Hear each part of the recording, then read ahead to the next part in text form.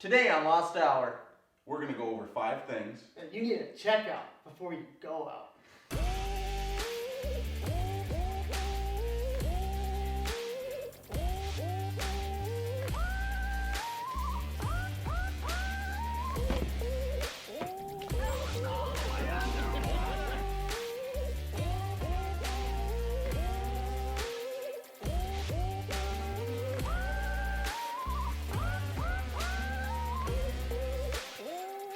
Hey, we're professionals. Don't try this at home. You might get hurt.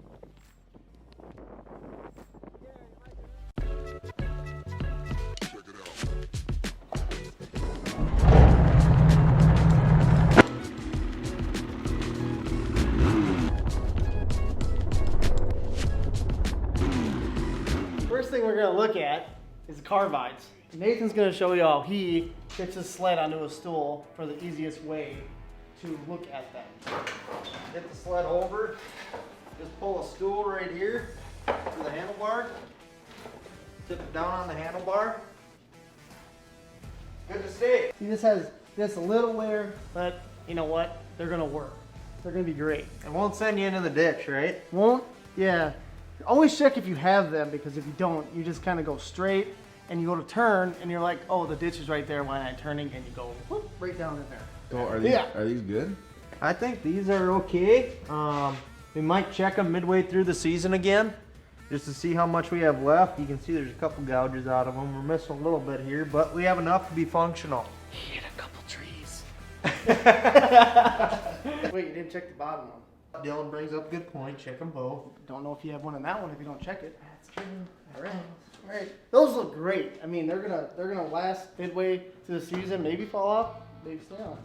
The next thing we're going to cover is greasing your skid. There's a few points, I think there's 4 on this skid here, that we're going to go through and grease and make sure they're all ready to roll. One of the first steps I like to do before greasing any of the zerks on the skid is find those zerks, locate them, and then just wipe off the top. Make sure you're not pumping debris into the actual joint or union itself. We're just going to run with a standard all-purpose grease.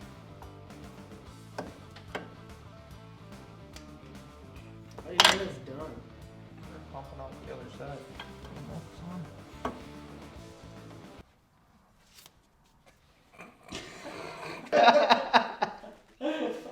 Item number 3 is you want to check, or grease rather, not just check, not just check, but you want to grease these bolts for your skis.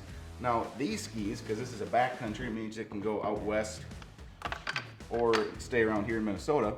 You can slide the ski in. See how hard that is? We want to grease that up. Let's get to it. Am I gonna be able to pull it off a hand? Maybe. Are you that strong? Each. Now you don't want to lose those. That's good. That's good. Oh, where's your gloves? I don't want to get dirty. No, he scared the ski. I can do it. I'm going to grease that. Don't fit. You wouldn't believe what we can edit out. We can edit out just about anything. Watch. I have a really small out west, Minnesota. Out west, Out west. Minnesota. Yeah. Now, the 4th thing you want to check is your track tension. And we're gonna get into that right now. Step 1, lift your sled up. All right, what we're looking for here is that it's not too tight and it's not too loose. So what they do in the shops is they hang about a 5-pound weight from there, and they'll measure from the track up to the slide. Well, we don't really have those tools here, so all we're doing is just checking to make sure it's not, like I said, not real tight and not too loose. And this is like right in that sweet spot. If it is too loose, you're gonna have to tension it. Now, that process is pretty darn simple. You pop this cap off, and then you pop the other side off, loosen that bolt, then you wanna use these tensioner bolts to tension it up. Then, you start up your sled, turn it over a few times, get the track moving, shut your sled off, pull your key, check to make sure it's in the center. If it's not in the center, you either tighten this bolt or that bolt, depending on which way you want the track to move. The last thing we're gonna check here is we're gonna check, some people call it high facts or slides. We're gonna make sure that those are all in good shape so we can keep ourselves on the trail and keep everything lubricated upright so we're not locking up our track. There is a reference line here if you look real close. That reference line is where we're actually coming around the rail on the skid here.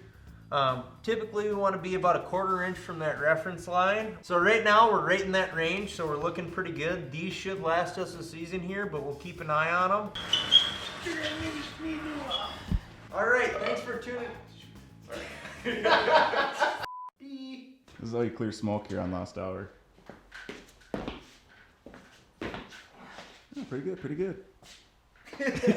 Do your curtsy. Or you just do it that way.